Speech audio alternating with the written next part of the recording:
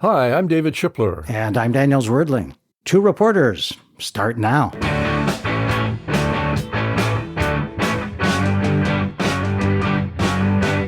Hi, Dave. Hi, Danny. How you doing? Great, thanks. And here's our mission today.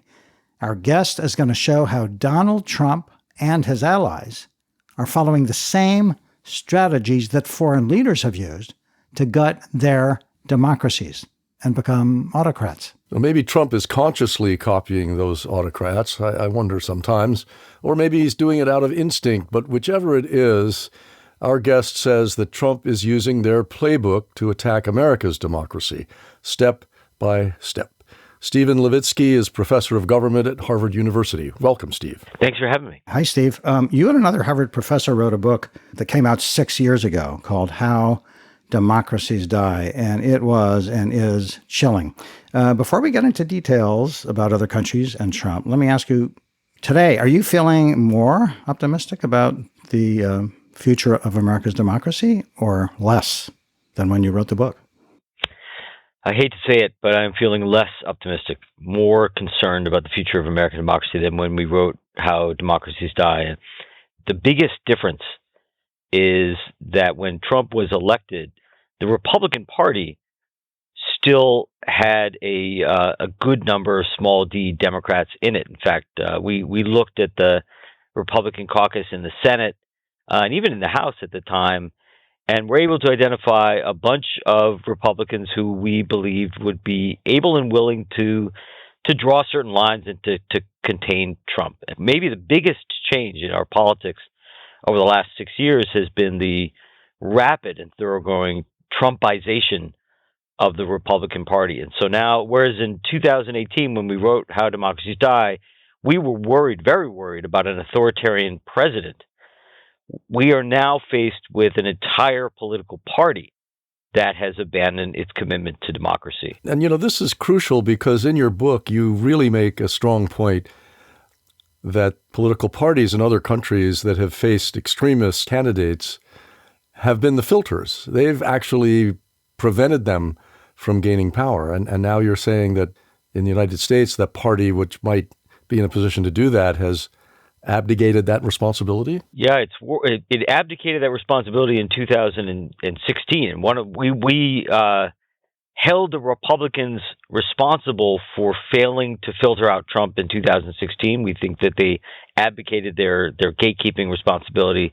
But 2024 is very, very different. The 2024 Republican elites are not fretting about Trump. They are rushing to endorse Trump. There's not even any discussion of filtering him out. The party is behind him at this point, almost 100%. Well, now it's spring of 2024. Trump is running for president again. And we want you to describe some of the specific strategies that foreign leaders have used to wreck their own democracies and make their countries autocratic. And of course, as we talk about this, we'll be thinking about Trump and the Republican Party. But before we go there, remind us, please, what is at stake here? Can you define democracy sort of briefly? Well, I will define democracy as political scientists define democracy. In the modern world, over the last century or so, the political systems that we political scientists call democracies are political systems that hold regular, free and fair elections in which all or nearly all adults can vote, and in which citizens enjoy a broad array of individual liberties that allow themselves to inform themselves about the government, to criticize the government, and when necessary, to remove the government. So it's full suffrage, regular free elections, and a broad array of individual liberties. And that implies that elections are not enough, that right. Democracy needs a strong, stable institutions, traditions of, say, the rule of law, an independent judiciary, even cultural attributes such as shared values among broad sweeps of the population, right? Those things help, to be sure. There are democracies we now know that have emerged and survived and even thrived in a range of different cultures, including some very difficult ones, like contemporary South Africa or Costa Rica after its little civil war in the 1940s. But certainly those things help. And you and your colleague at Harvard have drawn up a kind of litmus test that you say if leaders don't follow 3 or 4 basic rules, then, well, there's not much hope for the democracy. Describe the litmus test, please. In our more recent book, Tyranny of the Minority, we argue that small d democratic parties or small d democratic politicians must do 3 things. They must always accept the results of elections, win or lose. That's pretty basic. That's a cardinal rule of democracy, is accepting election results. Secondly, they must always unambiguously reject and renounce political violence. And third, they must always and unambiguously break ties with anti-democratic extremist forces. For a political party to be considered committed to democracy, it must always accept election results, always renounce violence, and always wash its hands of anti-democratic extremists. So let's take a look at a few of the countries you've studied where a leader got elected democratically, and then they transformed their democracy into an autocracy, legally, with little or no violence. And as we go along, we'll compare them with what Trump has been doing in recent years. So let's start with an autocrat who Trump publicly praises over and over again, Viktor Orbán in Hungary. I was very honored as a man. Viktor Orbán. Did anyone ever hear of him? And let me just say here that we're going to be playing snippets of Trump throughout our discussion to illustrate ways in which he seems to emulate these foreign leaders we're talking about. He's probably like one of the strongest leaders anywhere in the world. And he's the head of Hungary, and he runs it tough. Let me tell you, he runs it properly. He runs it strong. That was Trump a few years ago. Sure. Just to take a step back, as you noted, democracies don't die the way they used to die. In the 20th century, the most common way in which democracy would break down would be some kind of a violent seizure of power, a military coup like Franco in Spain or Pinochet in Chile. That happens occasionally in the world, but it's much, much less common. Far and away, the most common path to democratic breakdown or death is at the hands of an elected leader, an elected prime minister or elected president who uses the very law and the very institutions of democracy to undermine democracy itself. And Viktor Orbán is one of many, many cases, but he has been, I think, the most spectacularly successful at this because he's done it without any bloodshed, without locking up any opponents. He's done it almost with clean hands. Well, let's go back. Let's go back to his beginning, if we could, because he was elected in 2010, and he didn't shake things up right away, did he? He moved gradually, somewhat gradually.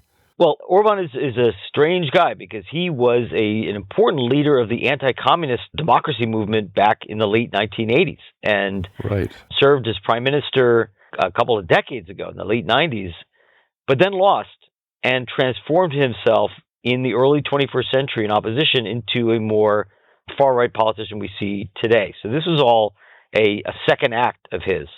And I don't fully understand what motivated him, but it appears that he didn't like losing power, and he won back power in 2010. His party, Fidesz, won a super majority in parliament in 2010 because the former governing party, the Socialists, had experienced a terrible scandal.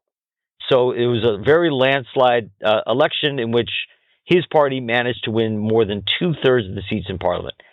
In Hungary, you can reform the constitution with 2/3 vote of a single parliamentary body. Fidesz and Orbán did that almost immediately in 2010, 2011.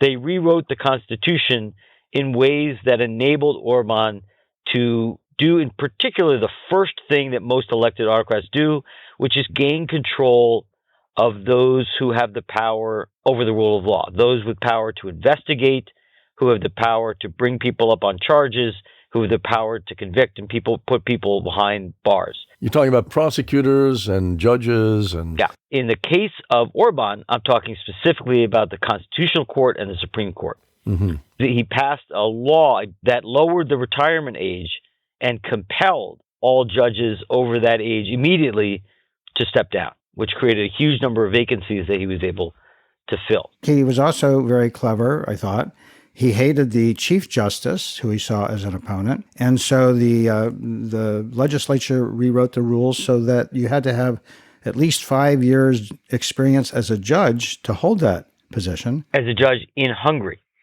And this president of the Supreme Court had been a judge in the European Court of Justice. So he was a very, very experienced judge, but just had not served the years in Hungary. They wrote this law explicitly aimed at removing the president of the Supreme Court.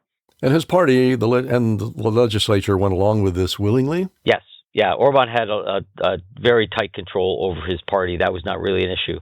And do you think at that point, just to look at that particular moment, do you think it was clear to the legislators what they were doing, what was happening here, where they were headed ultimately by enacting these various measures? The truth is I don't know because I haven't talked to any of these guys. I think the short answer is no. There is a process that politicians go through by which they learn how to justify their behavior, learn how to rationalize their behavior, and basically sell themselves a set of goods to be able to live with what they're doing. So politicians learn very quickly how to justify their behavior. And Hungary was not as polarized as the United States, but it was fairly polarized. This is just in the aftermath of the financial crisis.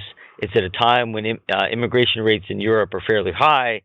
And Orbán he was able to paint his opponents as anti-Hungary, anti-religion, sort of threatening the very core values of traditional Hungarians. We will root out the communists, Marxists, fascists, and the radical left thugs that live like vermin within the confines of our country, that lie and steal and cheat on elections and will do anything possible. If you come to believe that your political rivals don't just promise policies you disagree with, but threaten the core values of your nation, pose somehow an existential threat to your society, then you're willing to go along with things that you might ordinarily not go along with, right? If the other side poses an existential threat, then it might be worth using sort of any means necessary to stop them. And that's an ethno-nationalist strategy that Orbán used very effectively and has become really the political weapon of choice for the far right across Western democracies. And what else did he do? What other steps did Orbán take then? You mentioned the judges, the prosecutors. So Orbán was a master at two or maybe three things. One, using the law in a politicized way.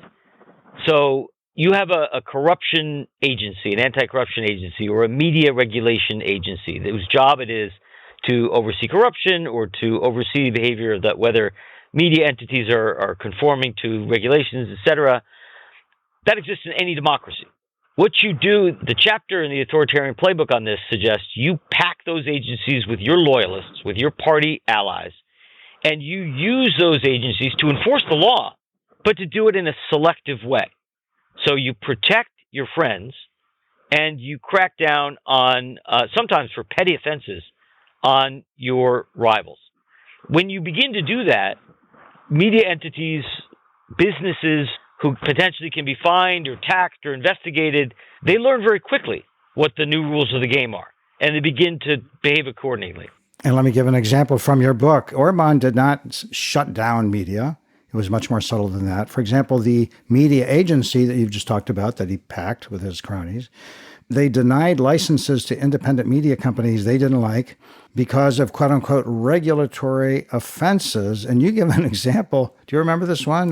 They ran a program that was a couple of minutes too long, right? They said it was going to be 45 minutes long on a forum, but it turned out to be 50 minutes. And something else that they did was they passed a law, again, from your book, outlawing coverage that was unbalanced or insulting or affronted public morality, and assessed fines of almost $1 million. So as you say, this had a chilling effect, and people didn't even want to go there. So the media, again, nobody was arrested. Media were not shut down, but they began to self-censor for fear of punitive action. The other thing that Orbán was masterful at doing was working behind the scenes, using the various mechanisms that control of the government gave him to get his friends in ownership positions in major media, through media takeovers, through buyouts. He was able to gain informal control. The government didn't expropriate private media, but Orbán was able to get his friends in charge of the largest media conglomerates. And those media conglomerates basically shut speech or shut down opposition media in the entities that they controlled, the newspapers, the radio stations, etc. These are just dishonest, terrible people. I'm telling you that. Terrible people. I called the fake news the enemy of the people, and they are. That phrase, enemy of the people, is exactly the one used by Stalin as a criminal charge against Soviet citizens in the 20s and 30s to send them off to the Gulag and to firing squads. And also by the Nazis later. Jews were the enemy of the German people. And that's right, yeah. It's a familiar, to anyone who knows anything about dictatorships, the most horrible kind, it's a very familiar phrase. And back to Hungary for a moment. So, the result of everything that Orbán and his ruling party have done, which includes they've attacked the media, packed the courts, and gerrymandered, and we haven't talked about that. The result is that they've sometimes won less than half the vote, yet they control 2/3 of parliament, which is kind of like the United States in some ways. It's similar to the manufactured supermajorities that we see in several U.S. states in particular. Yeah, another set of reforms that Orbán pushed through the parliament further gerrymandered the system. And so a couple of elections in a row, Fidesz did not win a majority and yet won a supermajority in the parliament. So it's able to single-handedly rewrite the rules of the game. So Orbán was elected in 2010, and here he is 14 years later, still very much the leader or ruler, depending on your word choice, of Hungary. And Trump loves him so much. The first clip we heard of Trump talking about Orbán was from some years ago. So let's play something that Trump said just a few weeks ago. Orbán flew to Mar-a-Lago, Trump's Florida estate, brought flowers to Melania. And here's what Trump said to the adoring crowd. The audio quality is pretty bad. Somebody took this from the crowd with a mobile phone. There's nobody that's better, smarter, or a better leader than Viktor Orbán. He's fantastic. As you know, the Prime Minister of Hungary, and does a great job. He's a non-controversial figure because he said this is the way it's going to be, and that's the end of it, right? He's the boss. So in case you had trouble understanding, he said this: there's nobody that's better, smarter, or a better leader than Viktor Orbán. He's fantastic. He does a great job. He's a non-controversial figure because he said, this is the way it's going to be, and that's the end of it, right? He's the boss. So let me ask you, Steve, about another area. We've talked a lot about government, but the universities also were Orbán's targets. What did he do with universities, and how does that compare to what DeSantis has done in Florida, Governor DeSantis? Oh, it's frighteningly parallel. I think Ron DeSantis is a much more Orbán-like figure than Trump, and you've seen him, and his government in Florida really has a number of parallels with Hungary. Trump is more, at least Trump on his own, reminds me more of an old 20th century tin pot dictator. He has very, very base authoritarian instincts. He thinks every government agency, every state agency is there for his personal use. He would have governed mid 20th century Nicaragua very well. We shouldn't laugh. It's really sad. But Hungary was a pretty solid democracy. It's in the middle of Europe. One can't be a tin pot dictator in Hungary. And so if Orbán is going to establish some sort of authoritarian rule, he's going to have to do it legally and subtly. But he has very effectively wielded the machinery of government against his political rivals. And he did that maybe most importantly or most effectively against the European University, which was a bastion of, as universities are, a bastion of independent thought. A very, very high-profile university. Nobody imagined that the government could ever shut down the European University. He treated the university as somehow anti-Hungarian, subversive, against the mainstream cultural values of Hungary, and he bullied it into fleeing the country. It raises the question about Hungary because you called it a solid democracy, but it doesn't have a long tradition of democracy, does it? I mean, right after the Bolshevik Revolution, following World War I, it had a communist government, and then it had a right-wing authoritarian government, and then, of course, following World War II, for nearly half a century, it was a communist government. So my question is, does that make a difference? I mean, how important is it not to have that very long tradition of democratic institutions and norms? Let me flip that around a little bit and say it definitely helps to have a long history of democracy. There's a lot of empirical evidence that one of the best predictors of democratic survival is the age of your democracy, the number of years you've lived under democracy. Now, that puts Hungary kind of in the middle of the pack because Hungary, it's true, it had almost no democratic history prior to 1989. But between 1989 and 2010, it had 21 years of full, solid, stable democracy. And by most accounts, thanks in part to close ties to the European Union, had developed fairly robust democratic institutions. There are literally dozens of democracies that were born over the last 40 years that were born in countries with very different cultures, very diverse cultures, and with no democratic past. South Korea and Taiwan had no democratic history. South Africa had no democratic history. Ghana had no democratic history. Romania and Bulgaria had even less of a democratic tradition than Hungary, and yet they're democracies with problems. So it's certainly not necessary to have a long democratic tradition like, the UK. A fairly large number of democracies have been built more or less from scratch since the early 1980s. Just to remind our listeners, we're speaking with Stephen Levitsky, who is a professor of government at Harvard and who is a co-author of a book that is enough to chill your bones called How Democracies Die. Let's go back in a moment to the United States and what Trump and the Republican Party are doing to it. But first, let's touch on one more country. Interestingly, Trump has publicly attacked their government, but in many ways, he's very similar to their former leader, Hugo Chavez of Venezuela. What are a few things that Trump has been doing that echo what Chavez did? Chavez came in, people left him off as a clown, right? Nobody took him seriously, just as they did Trump, and then look what happened. I think that's right. Chavez was badly underestimated. Chavez actually came from the military, unlike Trump, and led a serious military coup attempt in 1992, several years before he was elected, and was imprisoned for that failed coup attempt.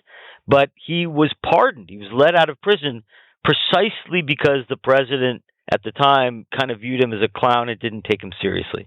And then 4 years after being let out of prison, he was elected president. What Chavez did that is very similar to Trump is deliberately polarize. He constantly cast all of his opponents as enemies of Venezuela, enemies of the people, traitors, and constantly used language to describe his rivals as people who were beyond the pale, people who posed an existential threat and could not be accepted. And that helped to create an environment that justified or legitimized bullying and sort of tilting the political playing field against these so-called enemies or traitors to Venezuela. And that language, although Hugo Chavez came from the left and Trump comes from the right, their language, particularly in the way they depict their political rivals, is very, very similar. Joe Biden is a low IQ individual, and he is truly the worst, most incompetent, and most corrupt president in the history of the United States. It's a disgrace what's going on with our country. So what were Chavez's specific tactics? Again, in many ways similar to Orbán's. Of course, Chavez went after the media in Venezuela, a lot like Orbán did in Hungary. And based on what I've read in your book, it seems like Chavez was kind of clever about it. Yes, clever, a little less subtle than Orbán, however. I mean, whereas Orbán was really skilled in basically bringing the private media on board by attacking it with his allies. Chavez, in a couple of important cases, was more openly bullying, closing down a major television network on legal grounds, using the regulatory agency to deny the television station a renewal of its license. So it seemed at some level legal.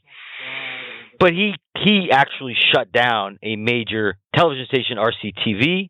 He also bullied the owner of another major television station, Globovisión, through tax and fraud investigations. He basically led the owner of the TV station to flee the country to avoid jail and then eventually sell the media company to a pro-Chavez businessman. So Chavez was a little more heavy-handed than Orbán was, but the end result was the same, a private media that was completely compliant and aligned with the Chavista government. Speaking of what Trump might try to do if he got reelected, among other things, listen to how Trump was threatening the media a few years ago before Twitter got taken over by his richest supporter, Elon Musk. Well, the president this morning is threatening to shut down or, quote, strongly regulate social media platforms. This is, of course, after Twitter fact-checked two of his false tweets on mail-in ballots. The president claims they're trying to silence conservatives' voices. One of the keys for all elected autocrats is to gain control over the referees, the judges, the courts, the prosecutors, electoral authorities, any agencies with the power to adjudicate disputes and to potentially punish rivals. Chavez packed the Supreme Court. He packed the Supreme Court twice. And I think it's worth reminding everybody that during the Obama administration, the Republican Senate refused to even consider Obama's final attempt to appoint a Supreme Court justice. They wouldn't even have hearings on the guy, Merrick Garland, which was, am I right, the first time in American history that has ever happened? It's the first time since Reconstruction, I think since 1866.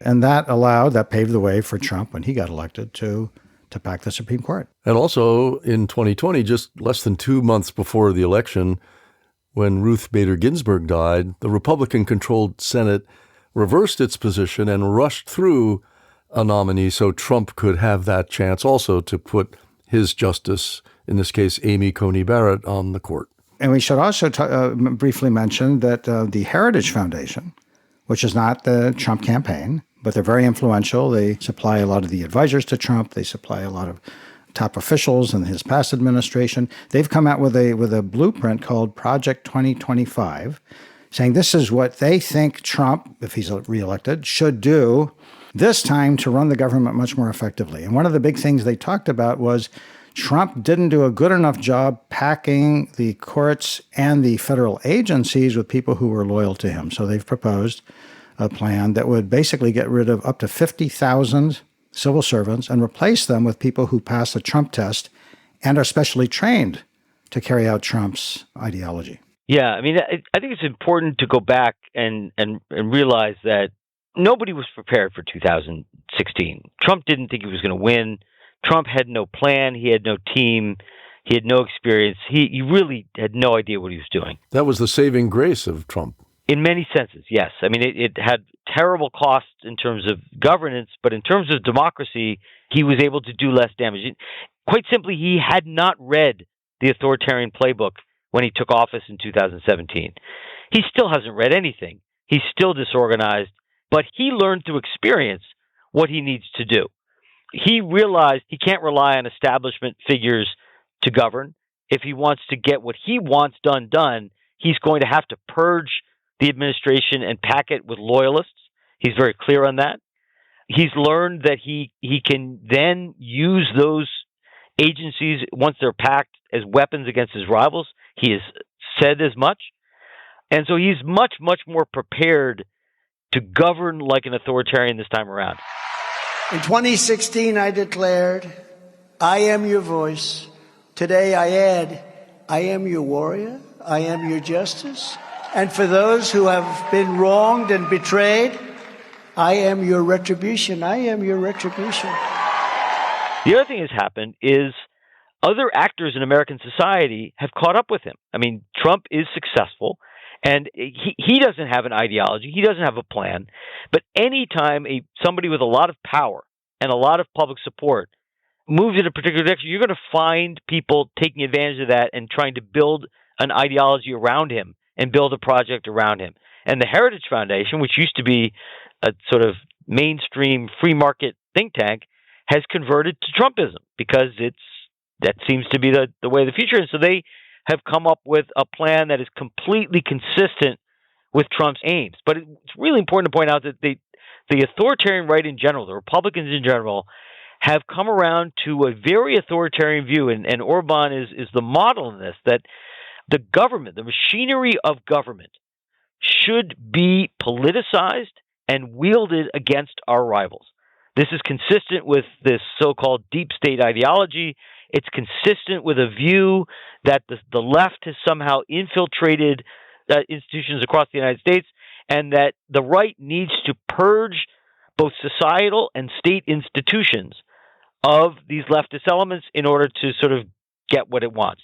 That's what Orbán did. That's what DeSantis has toyed with doing in Florida.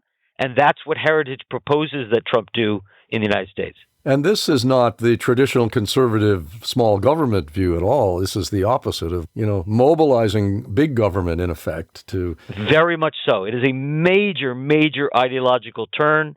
It's much more statist, much less market-oriented, and much more authoritarian.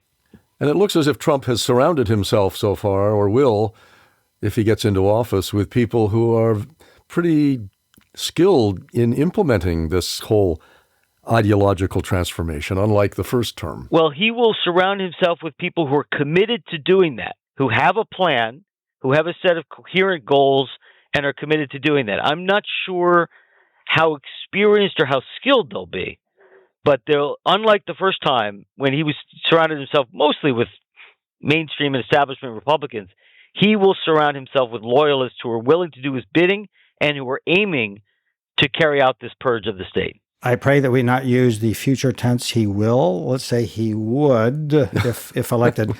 So we have seen and heard ways that Trump has already over the years been copying these tactics in Hungary and Venezuela, and you write about other countries in your book, packing the courts. A New York State judge just ruled, and he's crooked as you could get. Packing prosecutors' offices. We have a totally corrupt attorney general. Letitia James, she's a horribly corrupt attorney general. Gerrymandering, attacking his political enemies. I mean, we could go on and on. So, Steve, I'm completely depressed. The one thing in your books that makes me not 100% hopeless is that you say there have been examples in recent years of political courage around the world, where countries that could have gone, that seem to be going crazy right extremists like Trump, political leaders said, wait a minute, we don't want to go there. Could you give us an example to leave us with a sense of recent history? In recent history?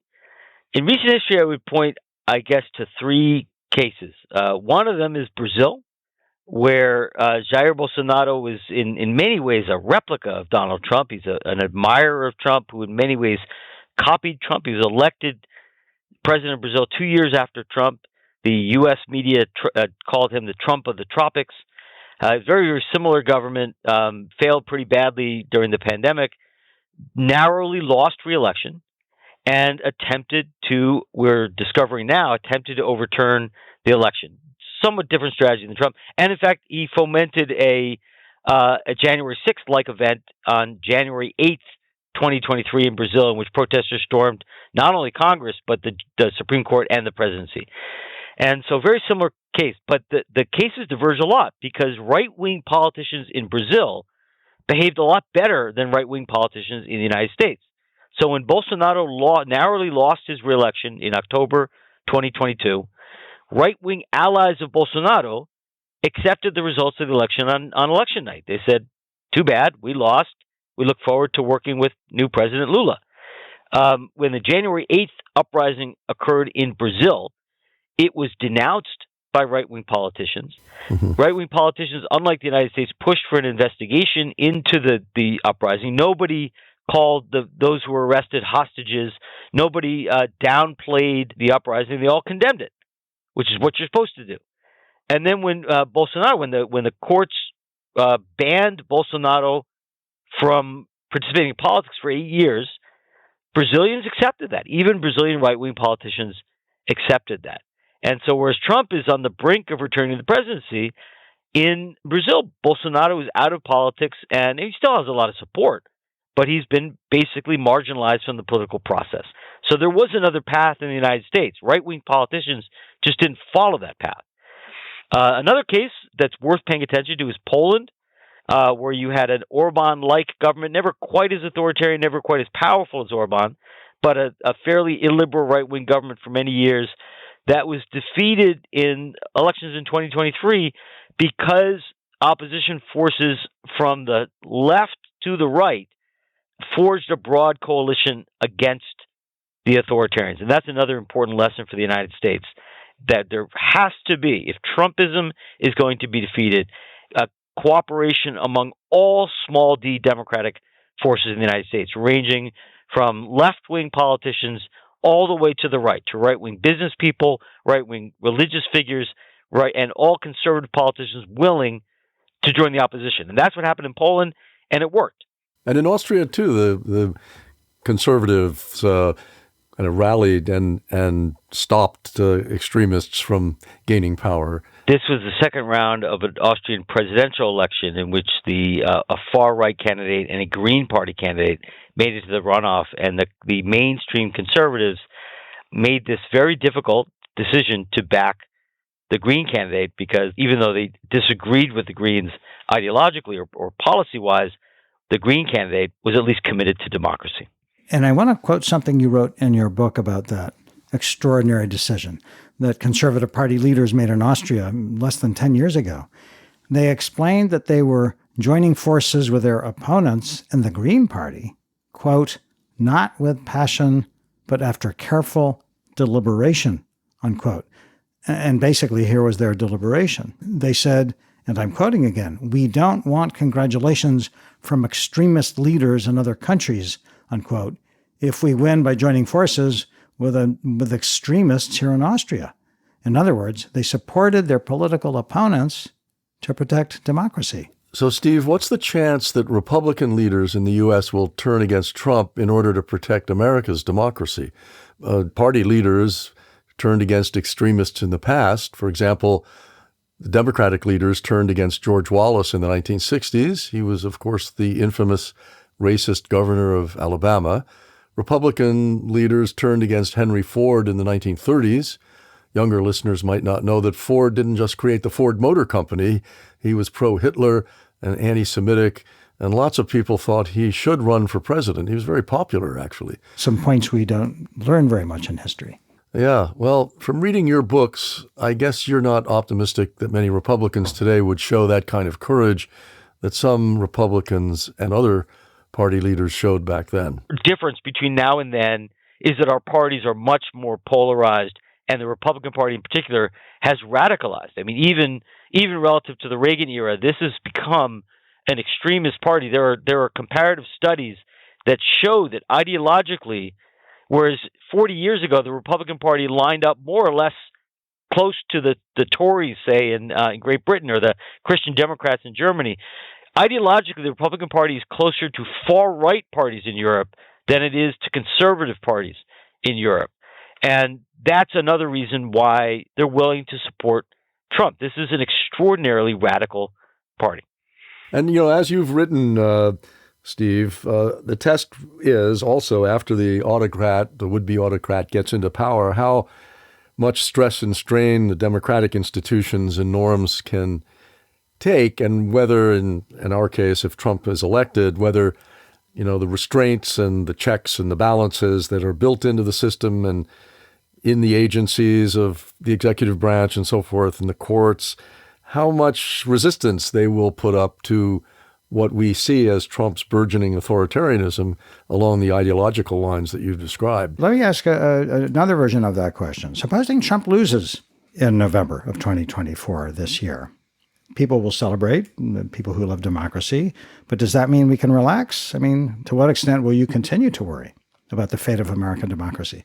Well, first of all, I think we will be much better off as a democracy if Trump loses than if he wins. He can do much, much more damage if he controls the levers of power in ways that we discussed than if he loses.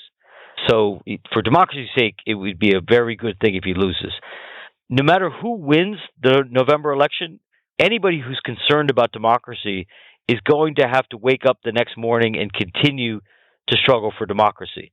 If Trump wins, it's not true that the game is up, that fascism is upon us and we've got to just give up.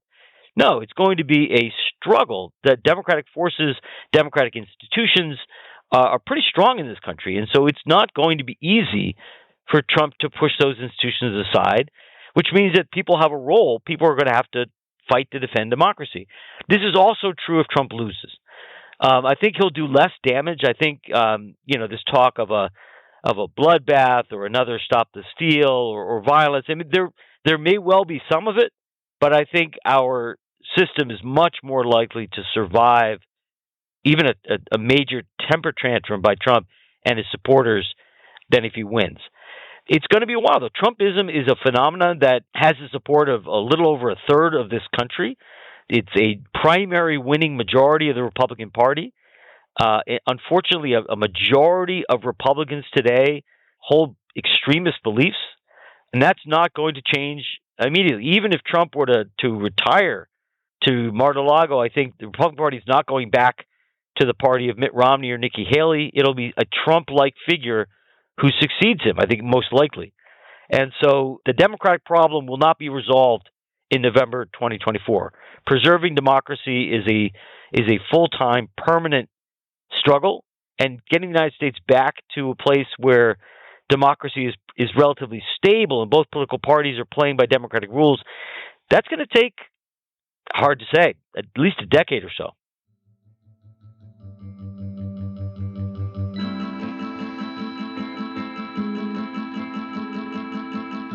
Well, Dave, can we say thanks and let Steve go? Yes. Well, thanks to Stephen Levitsky, professor of government at Harvard. Steve, this was really illuminating, depressing, but also energizing for anybody who wants to preserve American democracy and understands how we have to keep fighting. Thank you. Steve, thank you so much for joining us today. Thanks to both of you for having me on. It was a great discussion.